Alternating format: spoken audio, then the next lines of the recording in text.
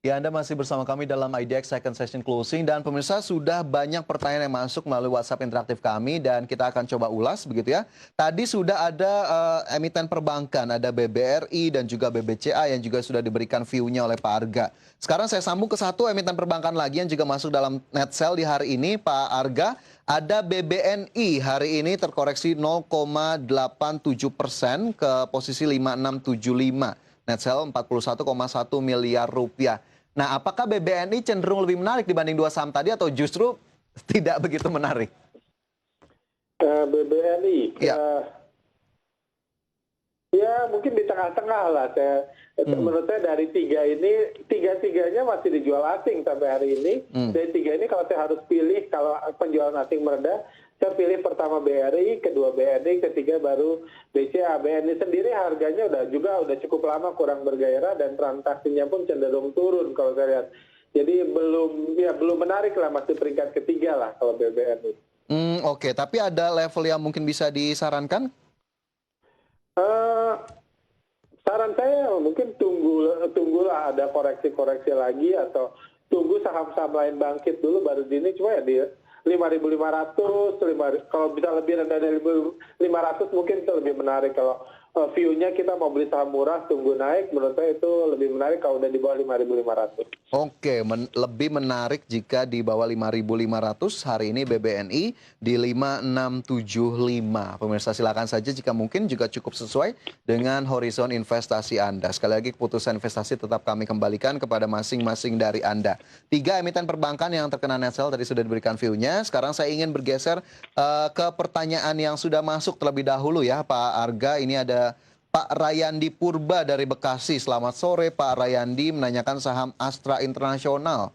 Sudah punya posisi di 5.374. Bagaimana saran atau rekomendasinya untuk Astra Internasional? Pak Arga silakan. 5.300 74. 574, oke, fresh berarti ya.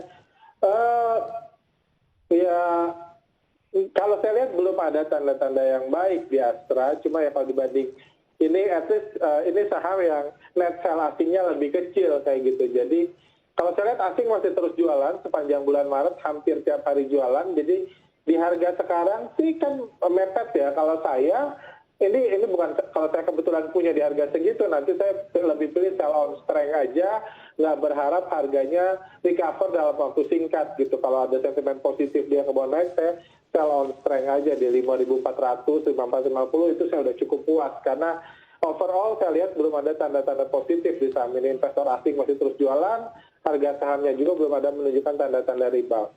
Oke, jadi sell on strength jika memang tadi menyentuh level 5.400 ini berarti tidak bisa memasang target yang begitu lebar ya Pak Arga ya dari harga yang sudah dipunya. Betul, betul. Oke, itu tadi Pak Rayandi, Astra Internasional yang hari ini ditutup naik 1,42% di level 5.350. Silakan saja untuk Anda pertimbangkan. Sementara itu, tadi sudah BBRI sudah kita bahas, ini ada yang bertanya juga BBRI 4270, mungkin juga nanti bisa di review kembali saja bagaimana kemudian view dari Pak Arga. Kemudian saya ingin ke Nanda di Tangerang. Selamat sore Nanda, menanyakan saham Unilever nih Pak Arga, sepertinya belum punya posisi. Yang ditanyakan adalah entry levelnya di berapa? Kemudian sampai dengan akhir tahun ini view-nya kemana untuk Unilever? Silakan Pak Arga.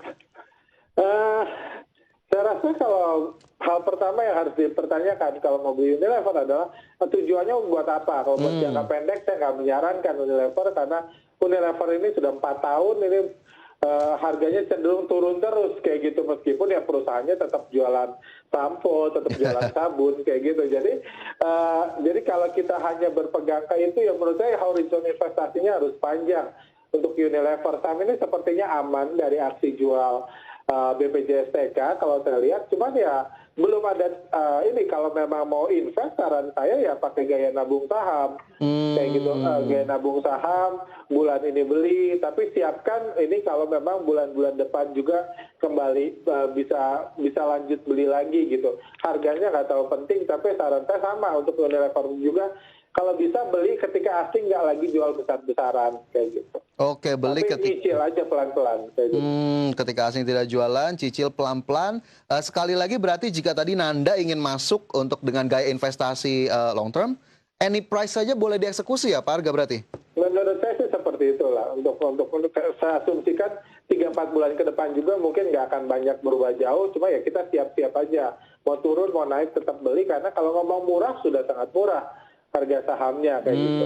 Karena dari tahun ke tahun sepertinya tekanannya masih terus ada begitu ya, dan Iya, betul. improvementnya belum terlalu terlihat. Tapi silakan saja Nanda, jika memang akhirnya tadi horizonnya untuk investasi ya, silakan saja di any price, dari waktu ke waktu, gayanya menabung saham sepertinya tadi yang disarankan oleh Pak Arga. Baik, Iya. semoga bisa menjawab pertanyaan dari Nanda di Tangerang begitu ya. Kemudian saya ingin berlanjut ke pertanyaan berikutnya. Ada ini tanpa nama ini sayangnya. Mohon bisa menuliskan nama ya pemirsa untuk bisa bertanya. Ada KLBF yang ditanyakan. KLB Pharma target price di berapa ya? Punya posisi di 1.550 Pak Arga untuk KLB. Seperti apa ini? Ini KLBF itu satu dari sedikit saham yang cukup saya sukai beberapa seminggu terakhir ya. Saya cukup optimis lah, walaupun jujur saya sendiri belum punya. Jadi saya masih netral, cuman menurut saya bisa sampai 1.600 atau 650. Ini saham yang menurut saya layak di hold dalam kondisi kurang jelas seperti ini, karena saya lihat beberapa broker besar juga tampak mengumpulkan saham ini beberapa minggu terakhir. Jadi ini saham yang layak Anda simpan lah, atau layak Anda tunggu naik. Layak hold, ditunggu naik. Kemudian Pak Arga sepertinya highlightnya juga cukup sesuai begitu view-nya untuk KLB Pharma. Tapi lantas target price-nya di berapa ini? Mungkin bisa jadi acuan juga. Saya rasa di 1.650 bahkan lebih pun bisa sih. Oke. 1.700-an. 1.650 ataupun 1.700-an untuk KLB Pharma tadi, untuk Bapak atau Ibu yang sudah punya posisi di 1.550 ya, dan bisa di hold sepertinya tadi menurut Pak Arga untuk KLBF. Baik, untuk itu semoga menjawab pertanyaan dari Anda. Kemudian saya ke pertanyaan berikutnya. Ini lagi-lagi tidak menuliskan nama, menanyakan saham perbankan nih Pak Arga. Ada BRIS yang ditanyakan. Support resisten terdekat untuk BRIS di level berapa ini? Silakan Pak Arga. Sebentar, saham BRIS ya? Ya. Waduh. BRIS, kalau ini ya mungkin di 2000, dia udah tembus juga level terendah awal Januari lalu.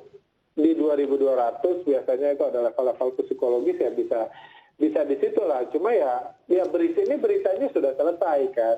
Jadi sentimennya kan ganti nama. Sekarang namanya sudah terlanjur diganti dan belum ada rencana ganti nama yang baru. Jadi dan harganya kita harus jangan hanya mikir tertingginya di 4.000 sekarang di 2.000, karena sebelumnya kan di 200 saham ini tahun lalu gitu, nggak sampai tahun lalu masih saya lihat di 300-an kayak gitu. Jadi saya nggak bisa bilang harga ini sudah mahal, murah di harga sekarang, karena namanya sudah diganti dan nggak ada sentimen baru lagi yang bisa dipakai kayak gitu. Cuma ya kalau mau spekulatif baik gitu di 2.300 ya masih bisa lah.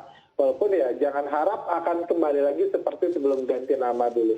Oke, spekulatif buy di 2.300. Ini berarti memang di tahun kemarin driver utamanya memang dari sentimen dan katalis terkait merger BRIS ini sendiri berarti ya Pak Arga ya?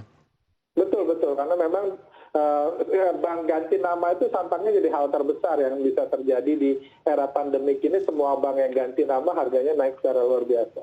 Oke, akhirnya itu juga bisa menjadi... Ganti namanya aja Mas, nggak usah yang lain. Baik, itu view-nya untuk BRIS begitu ya, sepertinya katalis untuk menjadi booster-boosternya agak berkurang nih di tahun ini. Jadi tadi spekulatif buy disarankan 2.300, belum terlalu jauh dari harga saat ini di 2.330 yang hari ini naik 1,75%. Baik, itu untuk BRIS. Nah, ini selanjutnya ada pertanyaan dari Pak Muklis di Binjai. Ini sepertinya ada yang nyangkut nih Pak Arga. Ada menanyakan GIAA. Nyangkut di 442. Ini gimana yang bisa disarankan untuk Pak Muklis? Bentar, saya mungkin coba lihat. Kalau GIAA nggak ada pergerakan berarti sih. Cuma ya setahu saya ini ada hubungannya juga dengan BPJSTK. Jadi ada resiko tambahan. Cuma ya saya nggak berani menyarankan untuk stop loss karena saya nggak tahu horizon investasi Bapak ini. Cuma ya saran saya, ya tunggu dulu aja lah, banyak menunggu, banyak berdoa, mudah-mudahan bisa segera naik. Cuma so far sih belum ada tanda-tanda ada akan naik, dan kalau ini ada hubungannya dengan saham yang akan dijual oleh BPJSTK, tekanan turun sih sebenarnya masih ada. Cuma ya itu ya informasi yang kita mungkin retail nggak dikasih tahu saham apa aja yang akan dijual ke depannya. Cuma setahu saya sih ini masih ada hubungannya kayak gitu. Oke, jadi tekanan turun sepertinya masih ada, tapi untuk Pak Muklis disarankan tunggu saja terlebih dahulu begitu ya. Stop loss juga tadi sepertinya. Down, apa kayak gitu. Stop loss juga belum disarankan. Baik, Pak Muklis semoga bisa menjadi tambahan juga untuk pertimbangan bagaimana kemudian mengeksekusi saham GIA yang sudah ada di portofolio Anda. Kita akan lanjutkan kembali Pak Arga, masih ada satu segmen terakhir dan pemirsa jangan beranjak dari tempat Anda, kami segera kembali sesaat lagi.